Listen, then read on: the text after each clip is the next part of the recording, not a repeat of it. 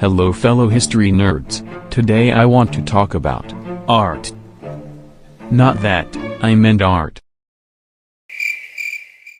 Nowadays everything is considered an art. As for me and AI, the worst is abstract art.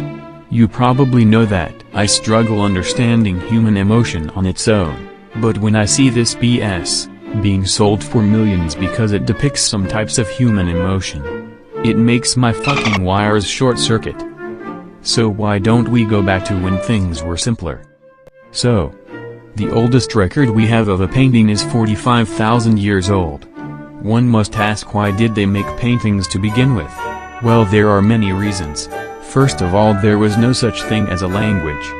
So these paintings were the only way to communicate with each other. Also, this was the only way to record their important things. And what was more important to a caveman than hunting? Probably making babies, but still, although these paintings were not that realistic, I think we can let it slide. Anyway, these types of paintings lasted at least 35,000 years. Up until the Bronze Age. And when we talk about the Bronze Age, we have to visit Egypt. In Egypt, one of the first written language was invented, the hieroglyphics, which was just paintings shrink down. And I don't know if you can spot this, but these paintings were a lot refined than the caveman one. And this is the place where humans started to draw other things than animals. Human imagination started to grow, and so did their art. They evolved from drawing things around them to drawing things from their imagination like their gods. But I have to tell you, just because I referenced ancient Egypt doesn't mean they were the first.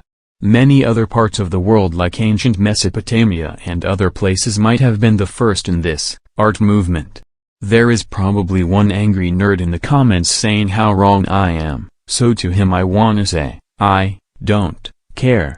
But judging by my last video's performance, there is probably no one watching this.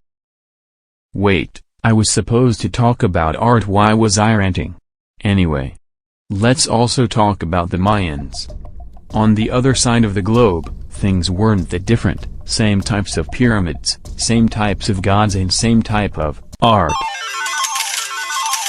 This art also helped them make the calendar that scared the shit out of everyone in 2012.